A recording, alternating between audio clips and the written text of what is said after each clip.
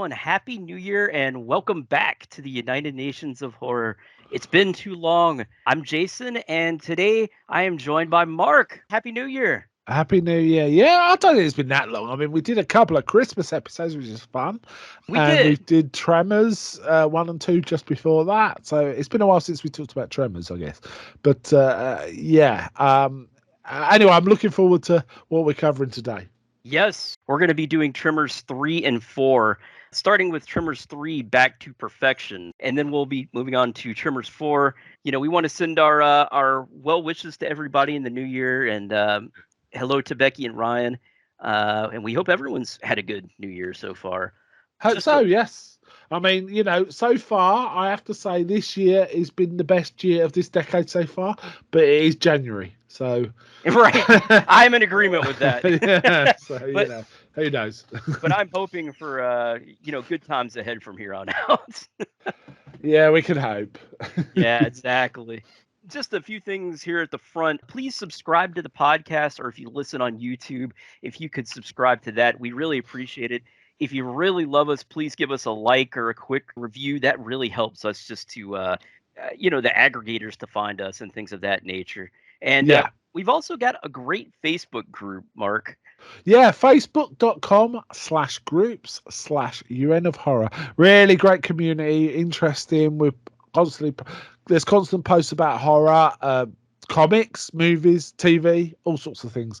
Art, and we've currently got 461 members. So, a few more, we could be up to 500, which would be kind of nice. Yeah. But it's a very, very friendly, mostly troll-free place, and we don't tolerate trolls. So, that they don't stick around. But we are very friendly to anyone who's friendly to us. That's how it works. Yeah. That's one thing I like about the group. It's small enough to kind of feel like you know everyone. We've had quite a spate of people post various bits of art. Either they've done themselves or things they like, and I really like that. I'm really digging that. Oh man, me too. I love comic books and anime, and of course, obviously horror. So all that is right up my alley too. Yeah, and I see you actually posted a really cool image of Jason because we are recording on Friday the 13th, so I feel like I'm gonna have to watch either Jason X or Friday the 13th 6 tonight just to keep in the spirit of it because those two are my favourites. So I might sit down, but I have recently finished Freddy versus Jason versus Ash as well, the comics. So I'm in that mode as well.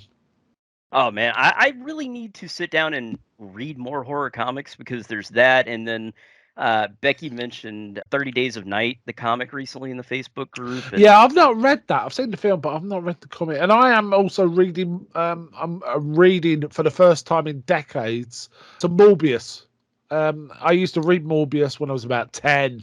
Oh, that's awesome! I love and it's those. pretty gory, and I mean the artwork's fantastic. But I've decided I'm going to go a bit of a reread. And I'd forgotten how actually lethal Morbius is all the time. I'd forgotten that, and it's kind of interesting. I don't think I've ever read the comics. My familiarity with Morbius kind of comes from the Spider-Man 90s animated TV show, but I'm sure in the comics he's like probably way more brutal. Well, the comics I find are extremely funfair ride in they're either really good or really bad. Right. And particular stories are either really good or really bad. But mostly the dedicated title ones tend to be pretty good. The Morbius, the vampire, and stuff like that. I've never been much of a fan of when he interacts with like Spider-Man or the rest of the Marvel universe. I think at one point he was even in Shield. I could be wrong, but I think at one point he features in Shield comics, so he might be the villain. Because Morbius is one of those characters that shifts between villain and hero, isn't he? He's he's one of those. He's not an outright villain all the time. A bit like Submariner or something. It's kind of it's one of those. He's one of those. So I'm enjoying him though. That's awesome. Before we get to Tremors, Mark, I have to ask if you've seen the well, it's not new now, but the newer Morbius film. I have. I watched it about 4 days ago. Didn't particularly like it much. I like Matt Smith in it. I did like Matt Smith in it. Yeah. Okay, cool.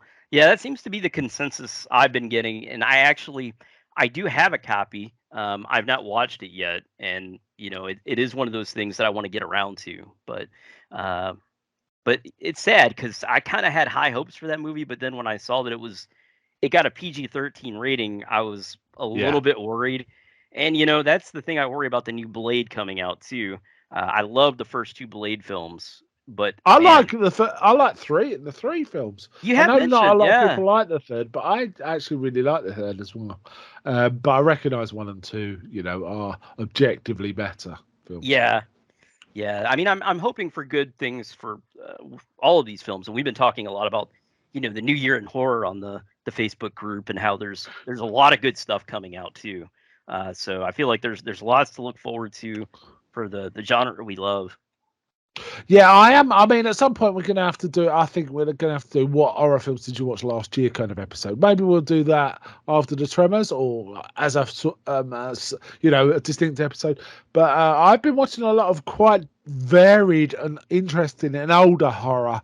Um, Stuff I wouldn't usually watch. I've just been watching all sorts that I've found quite interesting that I wouldn't mind talking about at some point. But also, I need to catch up on my 2022 horrors as well. I watched some, but I haven't. For example, I haven't seen Nope yet. I want to see Nope, but I've been watching all sorts of other ones that I found really interesting. Yeah, there was good stuff for sure, and I haven't seen everything from last year either. So Yeah, we should do that. I enjoyed.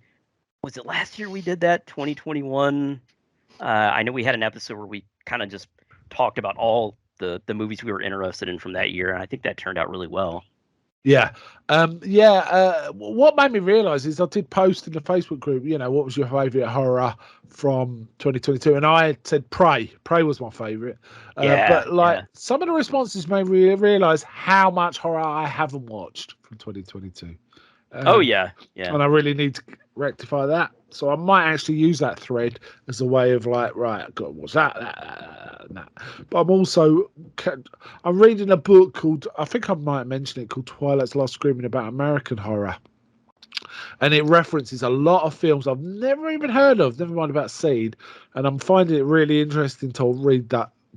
As I read about them, I'm trying to watch them, which means I'm getting through like one a day. And that's just films from that book. And I'm watching another film quite a lot of days as well. Uh, It's so easy to do because there's so much great content out there. yeah, yeah, Not yeah. just for horror, but for everything. We complain a lot about the news and things like that oftentimes, but I feel like the access we have to streaming media now, like just to instantly go out and grab a movie we want to watch from like Amazon or Netflix or wherever, it's incredible. And it's so easy to take in a mass amount of content. Yeah, in the old days, it was like it was hard to watch films. You'd get a film on video or something, and you'd watch it 5 times. A, Exactly. because you wanted to, but B, because there really wasn't much else to watch. But Right. that's Right. never the case now. I've recently started Midnight Mass, the TV show Midnight Mass, and I've been meaning to get that for ages. I only watched the first episode, which was terrific, and I'm looking for. But the point is, it's so much like, well, should I watch that or that or that or that? It's really difficult. But I have to make concerted efforts. I've got like a long list of, right, I'm going to watch this show, then I'm going to watch this show. Midnight Mass has finally got to the top, so I finally started it. Nice. That's what I do too. I keep lists and then, I continue to go along and finally I'll get to something that's been on there for like 2 years. And, it'll probably be something like you or Becky have recommended and I've just jotted it down and it's like, okay, this is up next. What is this? Yeah, yeah. And you But got to accept that there's bad and good. You just got to watch what you watch and see for yourself. I try to not take into account what people think. I try to give a yeah, film a chance, which is like what I did with Morbius. It was like, well, a lot of people don't like it, but I'm going to see for myself. I kind of know the character, but I really like Matt Smith in it. But it just felt a bit of a washing over you rather than being absorbed. That was the yeah, problem. Yeah. it's a shame, man. Yeah. Well, I'll It's check worth a it out at watch. some It is point, worth but a watch. It is worth a watch. yeah, I've heard a few people like defend it, but overall, most people seem to kind of be in that same camp where they're like, well, it's all right, it's not like unwatchable, but it's not great either. Yeah, yeah. I put it on the same level as something like Dracula Untold. That's kind Not, of the level it sits with me. yeah, yeah, and that's a film. I feel like in most every film there's something good about it. Like you can always say, "Oh, this scene was great." And like Yeah. in Dracula Untold, that scene with the Nosferatu Yeah, was Charles Dance's the Nosferatu type was yes. amazing. That Oh, was so amazing. good. Yeah, yeah. Morbius, Matt Smith gives some really interesting sort of delivery and performance. And the vampires are, I guess, the closest the vampires in Morbius is probably similar to the Buffy kind of vampires. Okay, yeah. Kind of that kind of vibe. A bit more deadly, perhaps. Yeah, that's not a bad thing. I like Buffy, so but we should get into Tremors here, right? Yeah. Trusted sidekick, You do know which end the bullets come out of? I've seen movies. Jody Chang, second generation grocer. So this is really serious. I keep trying to tell you. These three warriors face the ultimate challenge. Tremors 3, Back to Perfection. That's why we're at the top of the food chain. So Tremors 3, Back to Perfection. We have Burt Gummer returning again, and he's going to be our lead now. Whereas the first two, he was sort of just a kind of a secondary, even a third airy. Yeah, he was part of the crew in one, and then Right. he became a secondary character in two, and now he's been promoted. And I have to say, I did miss Fred Ward in this one. I did too. But by the time we get to 4, I'm totally in with Bert. I'm a Bert man from once I saw 4 as well. So thinking back on this, I'm not bothered that Fred Ward isn't in it. But when I watched it, and I was like, I miss Fred Ward. But when I watched 4, it was like, yeah, Bert's the man. Yeah, I kind of felt the same way. Like at first, it feels, I don't want to say out of place, but like there is something missing. But I feel like by the end of 3, he's sort of proven himself. I do think out of the films we've watched, this one might be sort of the weakest as far as story goes. What do you think about that, Mark? I feel like it's the least. This is the film I'd scored the least out of the 4. But I still really like it. I don't want it to say I think it's a bad film. I really like this film. I thought it was really good. I liked 4 a lot better. When we get to it, we'll talk about it a bit more. But I did enjoy this one, and I like some of the premises in the story. For example, the whole town becoming like a tourist trap. Talking about graboids. Yeah. Thinking they've got away. Yeah, have they? No. Oh, never. Bert, he returns home and he's like, what has gone on here? It's been like years and it has become a tourist attraction. And I have to say that feels like something that would definitely happen here in America. They would totally make a tourist attraction out of an area, be like, yeah, graboids were here, come get your autograph. Yeah. And then we have this interesting character who, he's trying to kind of make money off that by doing these tours. And doing fake graboid attacks or rumblings in under the ground and stuff like that for the tourists, and they're basically in the back of an open truck, these tourists, and sort of observing all this rigged stuff and people in the bushes shaking the grass, all that kind of stuff. We also find Chang, one of his, I think his niece has taken over the market, so Chang's market's still there. And this new guy called Jack is doing these tours with, they're not quite stoners, or his mate's not quite stoner, but he's close. He's kind of that kind of thing, right? His employees, yeah. I like Buford. Buford is the employee, isn't Buford, that's yep. And he has the fire extinguisher like shooting up, from the rock, so you think like it's a graboid coming up from the ground. Yeah, and this features, I have to say, Ariana Richards. I can't remember, was she in the first one? But she was the girl in Jurassic Park, and she's obviously older in this. She's in it as a character called Mindy. And as we kind of commented on the second one, that they threw in an evolution of the graboids, didn't they, with shriekers? And I have to say, Bert was off hunting shriekers elsewhere in the world, wasn't he? When he came back. they evolve again. They do.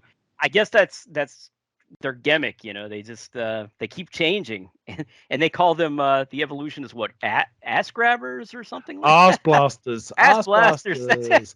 because they could like do a fiery thing out of their arse and fly, Right. and then once they're up, they can glide. They've got wings. It's like it's completely bonkers this because evolutionarily this kind of thing just doesn't happen. But who cares, Yeah, right? It's makes no Tremors. sense, but it's good fun. It's a monster movie, and we love it for that. So Yeah.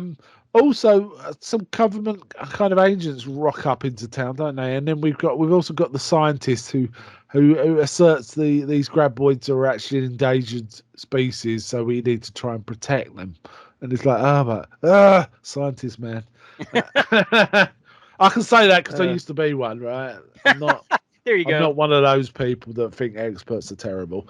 I'm definitely not doing that. But in films, they can be a bit annoying, right? Oh yeah, there's always one, the Men in Black kind of guys, Yeah. but more as you say, more science type, Yeah.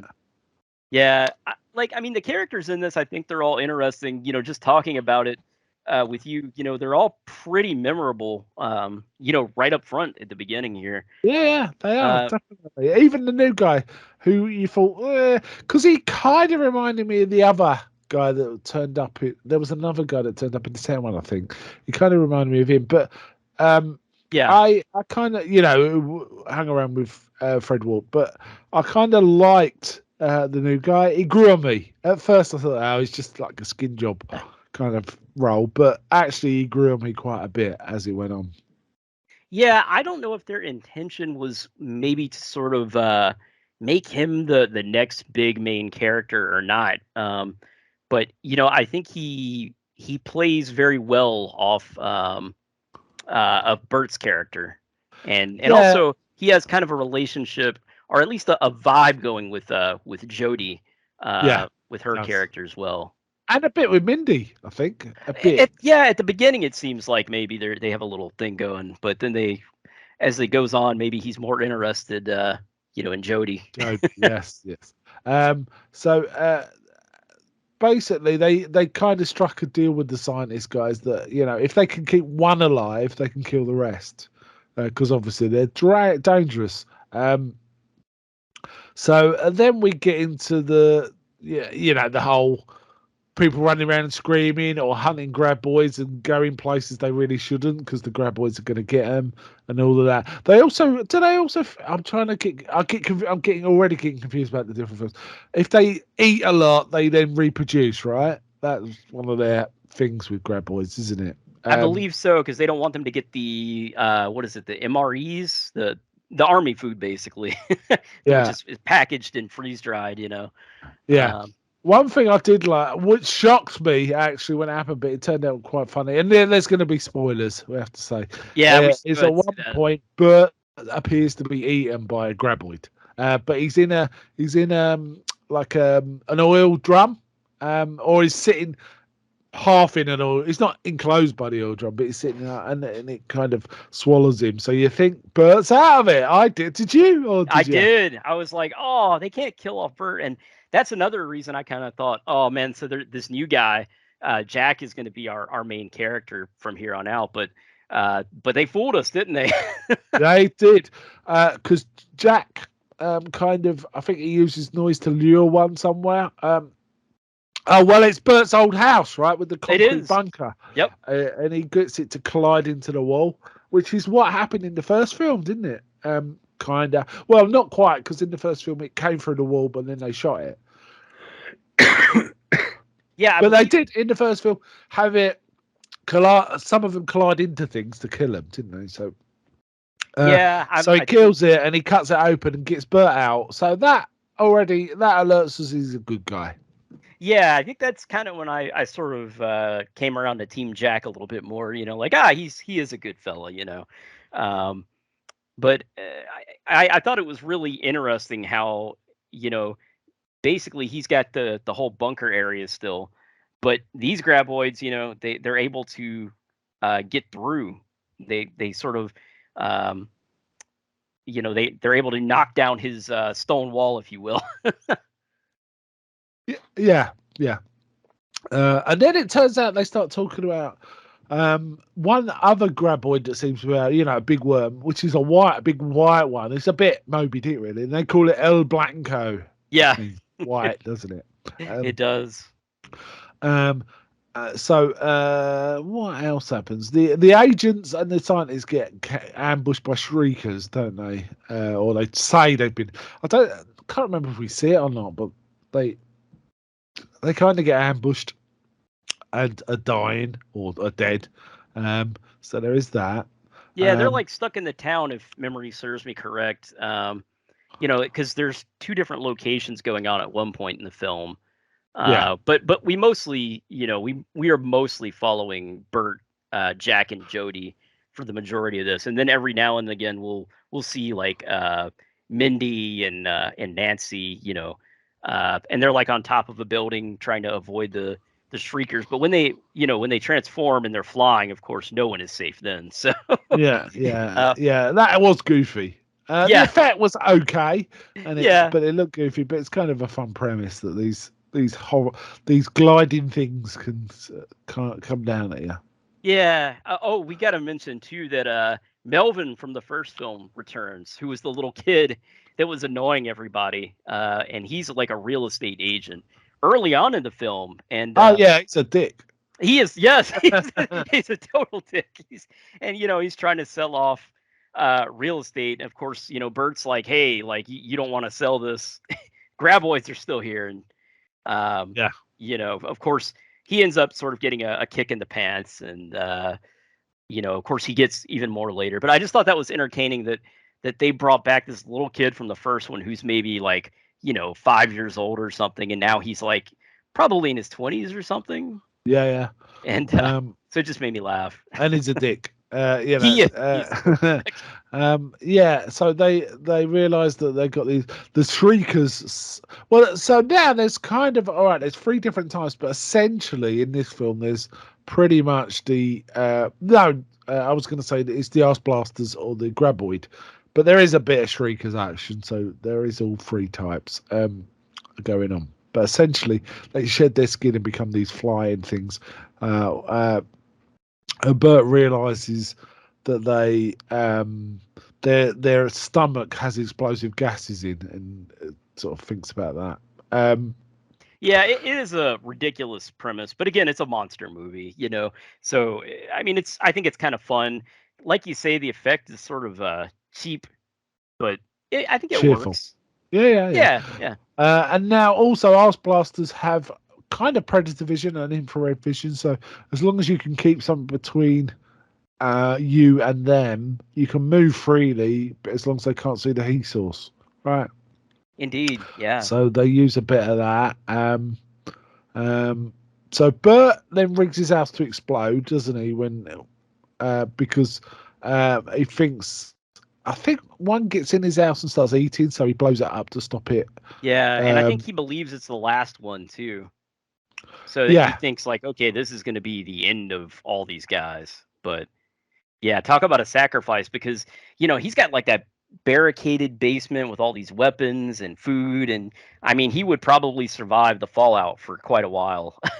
He could have used all those weapons for the hunting him down. In the end, he jerry rigs a gun, doesn't he? He builds his own kind of gun with a pipe. Yeah. And they just start firing things at arse blasters to try and blow them up, because if you hit their stomach, it causes them to blow up. Right? Indeed, yeah. So they kill a few, and then El Blanco turns up. And for some reason, this is a weird plot point. Bert realizes he's got a special kind of watch, and it's attracting El Blanco. Oh yeah, I almost forgot about that, Mark. That was weird, right? That was kind of strange. It just came out of nowhere.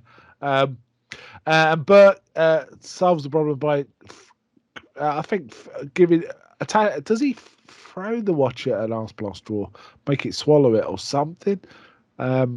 Which means that El Blanco attacks the last arse blaster. Right. Yeah. I believe that's correct. Yeah. And you Yeah. know the town is saved again, essentially. Of Yeah, course. they managed to catch one, which I think Nancy's intended to sell. Oh, that's right, because the daughter Mindy captures it, right? Yeah.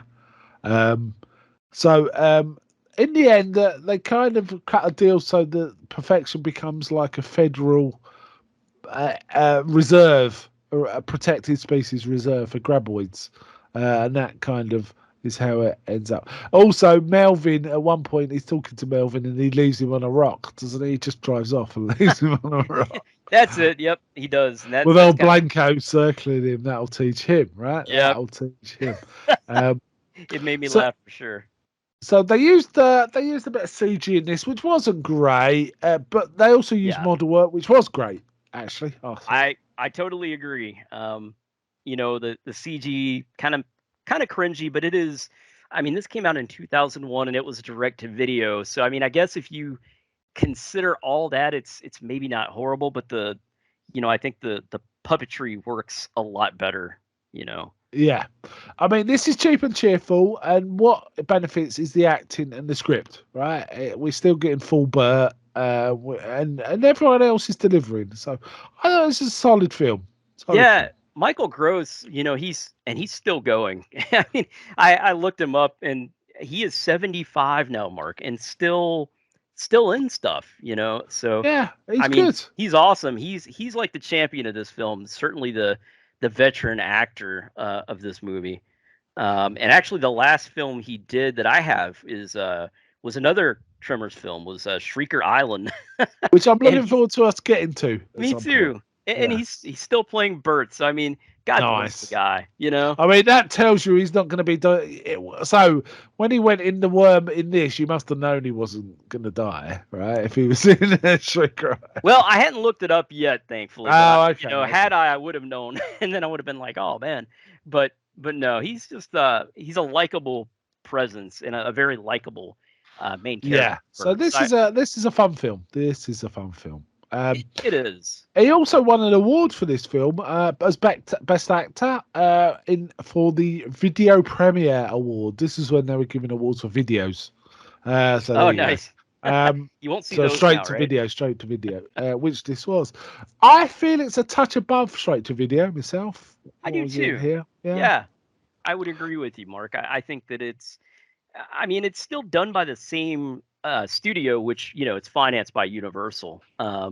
But it's still got quality to it, and you can tell that the people making this film really did want to make a good monster movie. Fits in with the other two quite nicely. It's the lesser of the three so far, but right, I agree with that. It's only a little lesser. I feel we're getting first is best, second is second best, and third is third best. It's one of those, right? Right.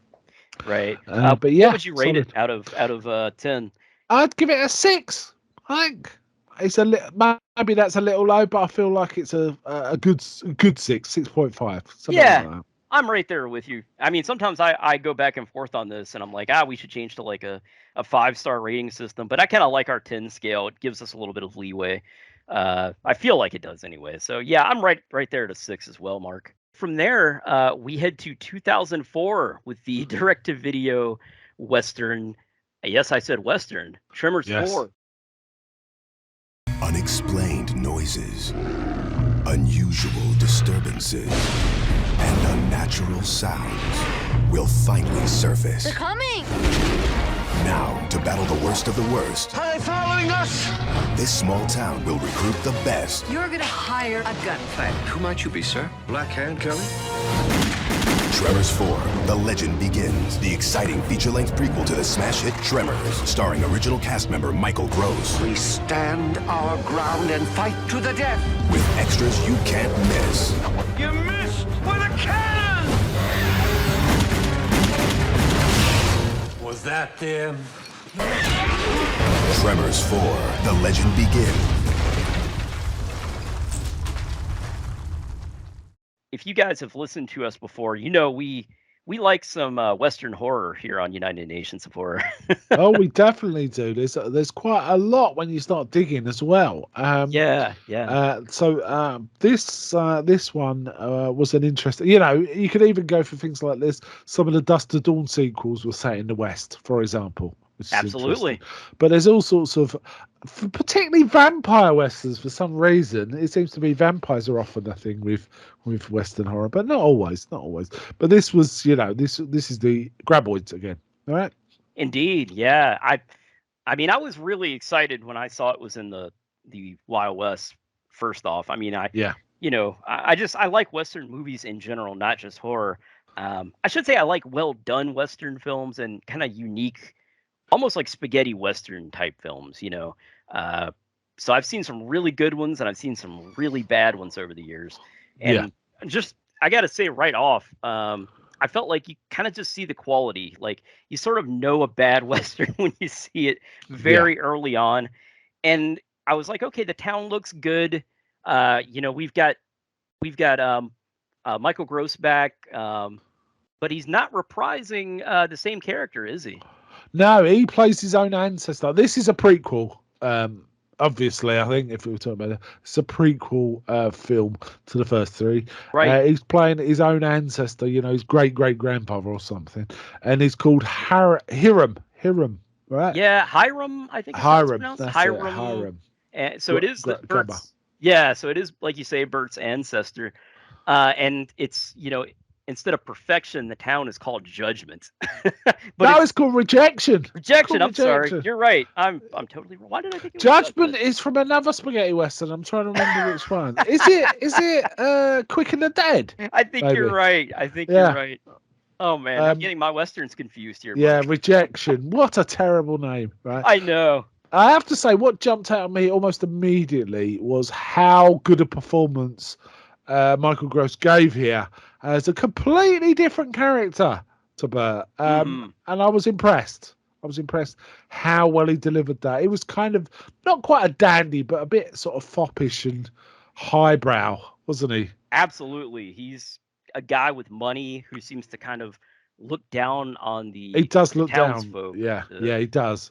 Yeah. But this is this is a great film, in my opinion. And one of the things I like about it is the clear character development that makes total sense and actually warms you to the character. In fact, all the characters as it goes. So I really like that about this film. I liked a lot about this film, though, generally. Yeah, same here. I mean, I think besides the Wild Western setting, like all the characters are really good in this. Like the acting is well done. Even from some of the actors who play just regular town folks. Like the store owner.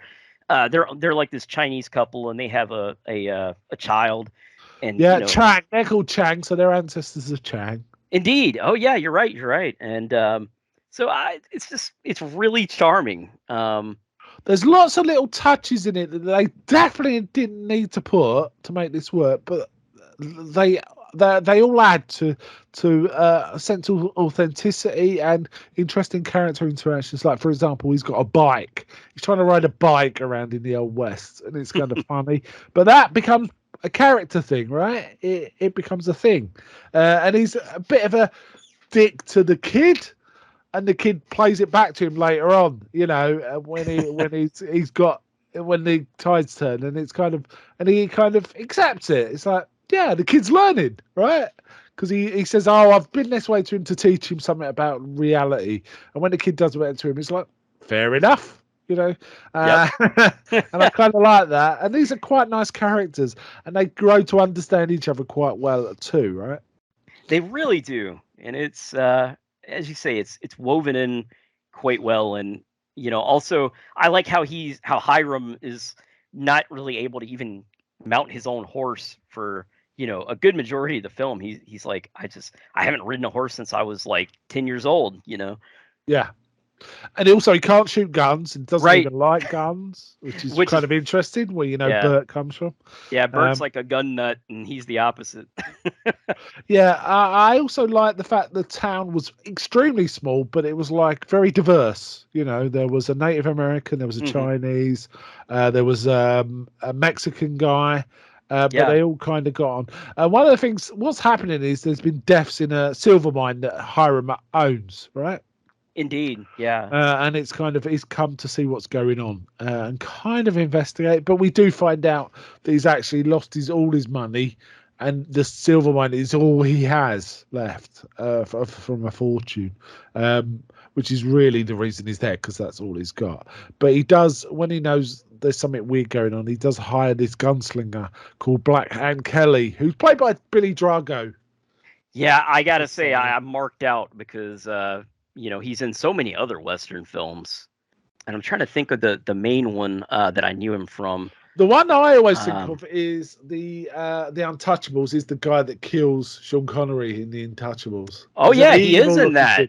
He played a perfect vampire. This guy, he's got that look. Absolutely. I'm trying to remember the other film he's in. That there's another one too. Yeah, he kills someone significant in it. He often kills famous characters in films. He does. Yeah. It was in Pale Rider. Pale Rider. Yes. Yeah. And so I recognized him from that, and I was like, okay, this is perfect. And he's sort of like just the badass kind of Undertaker gunslinger. Yeah. There was one scene that really made me laugh. He said, and they're going on about how skilled he is, and they're kind of saying, we don't know how skilled you are. And he goes, okay. He goes, kid, throw an apple at me. And you think he's going to shoot the apple out of the air, and it's the build music to everyone's tense. Kid throws an apple, and he just catches it and eats it. And he goes, what? And they say, we thought you were going to shoot. He goes, why would I do that? It's really funny. But he also teaches Hiram a bit about shooting, doesn't he? He says, you got to relax and, and just put, and he shows him how to shoot. And there's a bit of gun practice stuff going on. Not quite a Rocky montage, but there's gun practice going on. But then at some point he gets, what do I call it? A Gatling gun. Which is totally distracting. That's kind of funny. It's like, well, look, it's hard to miss with this, I feel like Hiram is really relatable to the audience in a way, even though he is this.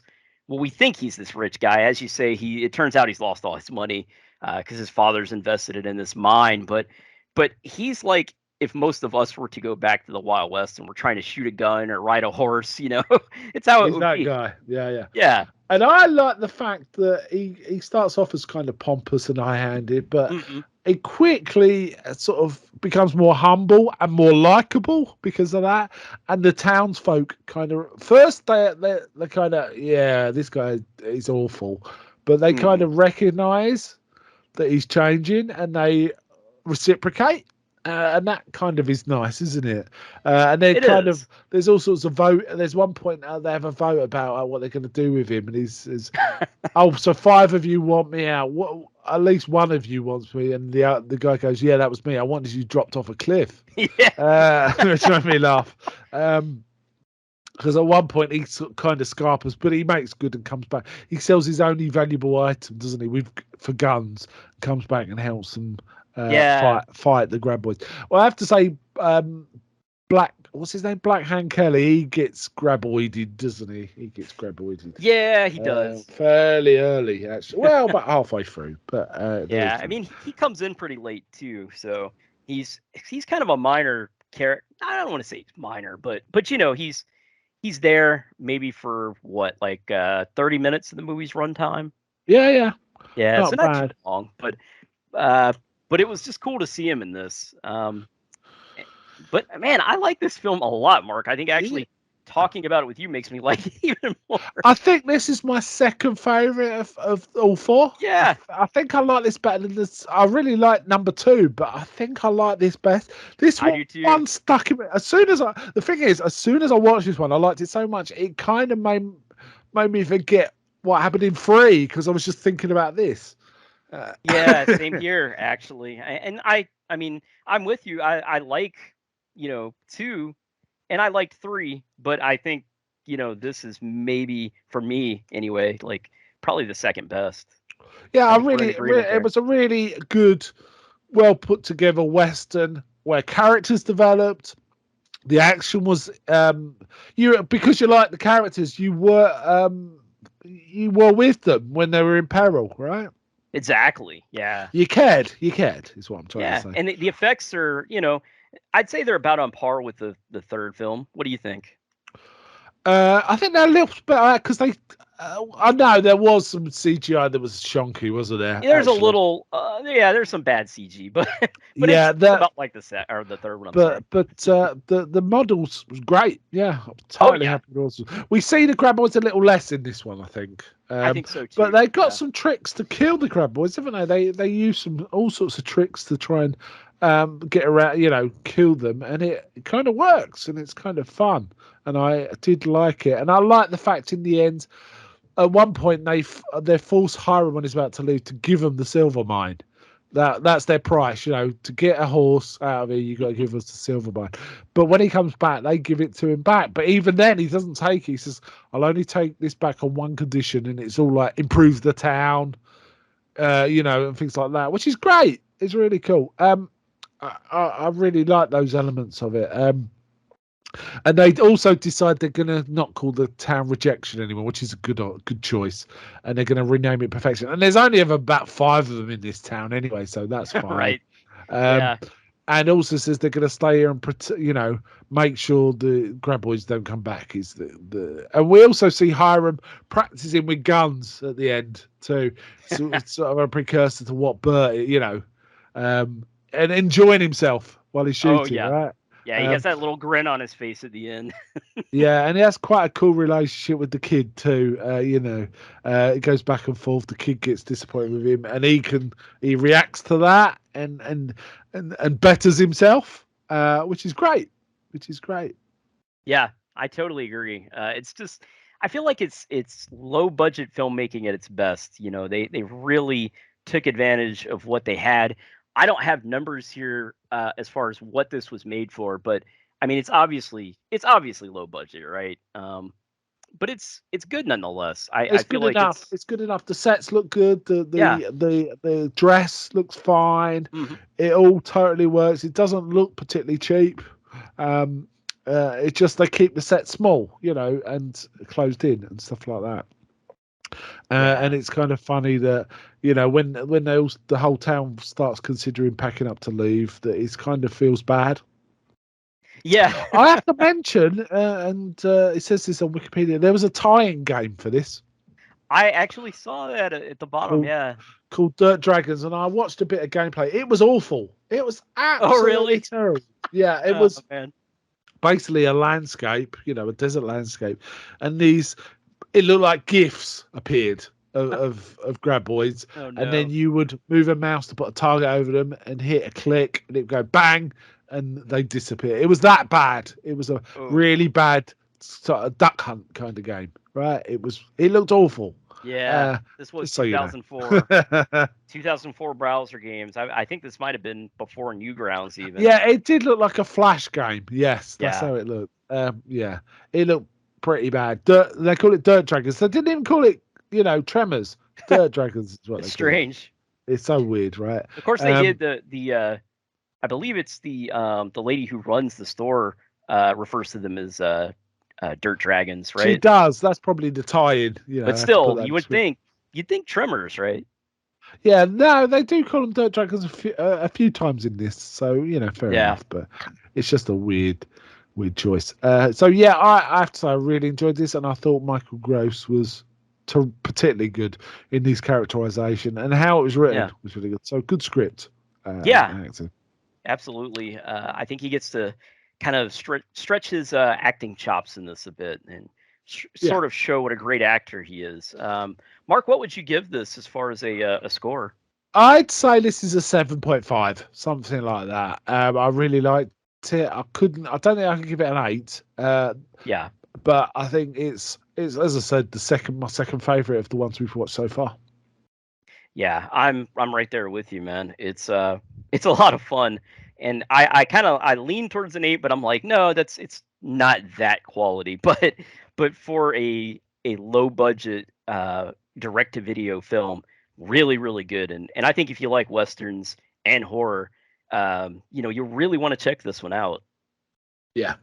Yeah, and I think you can even watch this without seeing any of the others, actually. Oh, yeah. It's good enough to just stand on its own. It is. In fact, I don't know. I'm wondering, would you, if someone were to come to this franchise anew, would you recommend watch 4 first? Maybe Ooh, you don't need to, do you? I mean, it doesn't matter. I But mean, you don't have to. There are just a lot of callbacks, I guess, to the previous yeah, films. I think you probably enjoy it more if you left it in the, if you watched it fourth. I think so. Yeah. Because you appreciate it more. You appreciate Michael Gross's acting.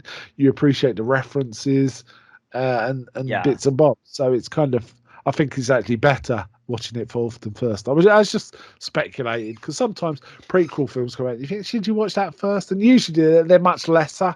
So you say, no, it'll put you off. But in this case, it wouldn't put you off if you watched it first. It'd get you juiced. But actually, it kind of works as it is, as Yeah, fourth. I agree.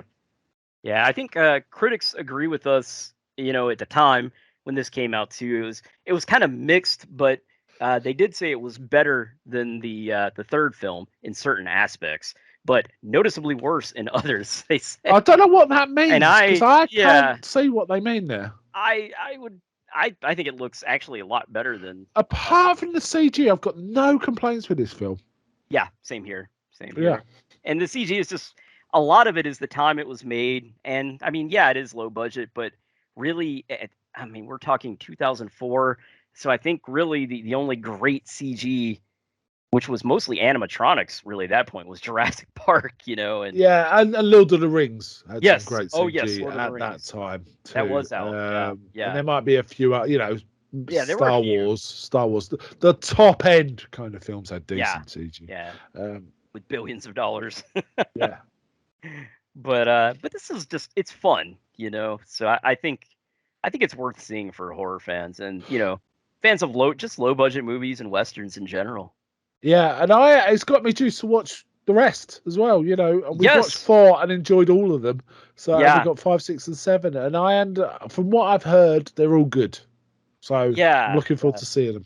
I think we both are fans of monster movies, and so if you like monster movies, eight-legged freaks, stuff like that, you're gonna enjoy these. Really, Yeah. all the series. So I'm looking forward to more, Mark. And I'm not going to say I'll watch the TV series or anything yet because that might be a little too much of a commitment. But I definitely want to see the films. Yeah, definitely. And I hope there'll be another one sometime soon as well. Yeah, I do too. I mean, Michael Gross is still around. Gosh, who would take the mantle after him? Because he's been in most of them actually all of them at this point, I believe. Nicolas Cage. Yes, there you go. Our Dracula to be. Yes. We did have some feedback, I believe. Lumiel Caleb says, I mentioned a giant slugs in it. He says, giant slug. No, I did encounter bone eater fungus in Arizona. Does that count? And, hey, I have to say his name, Lemuel. Excellent name. That's Lemmy's name, right? Lemuel. Oh, is it? Oh, yeah. Cool it's name. an old-fashioned name. I like it. Yeah, Lemuel. Gulliver. You know the character Gulliver. Gulliver's Travels. His first name was Lemuel. Kevin Matthews, he says, I love the whole series. None are as good as the first, but they're all varying degrees of fun.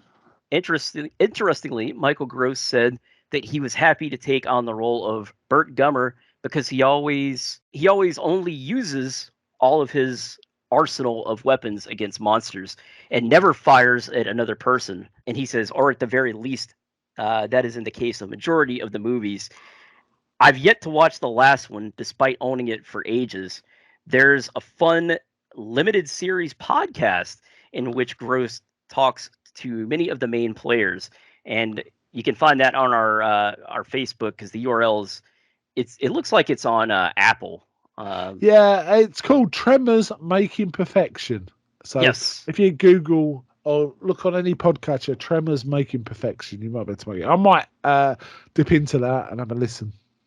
Yeah, I would like to as well. I think it'd be a lot of fun. I think that's it for the comments here, but we appreciate everyone who contributes. And, we always want to encourage the community on Facebook at large to interact because I think that's what's so fun about horror movies and the horror community at large is you meet some of the nicest people you'll ever meet. And I'm not just saying that. Like, I really do appreciate everyone who kind of interacts with us and, just genuinely nice folks. Well, thanks again, everyone, for listening to the United Nations of Horror. We've got an upcoming Twitchy, and we will announce plans for that on our Facebook group soon. We've actually we've got 2 good films planned, but we're going to do 2 separate Twitchy streams because these are both fairly long films, and I think they're going to be worth your time. And it's just always fun, again, to get together live in a chat and, watch movies. Yeah. So, Mark, thanks so much for doing this, man. I know you're a busy guy, but, man, I always have a blast talking to you. And so we'll be back soon. On the United Nations of Horror.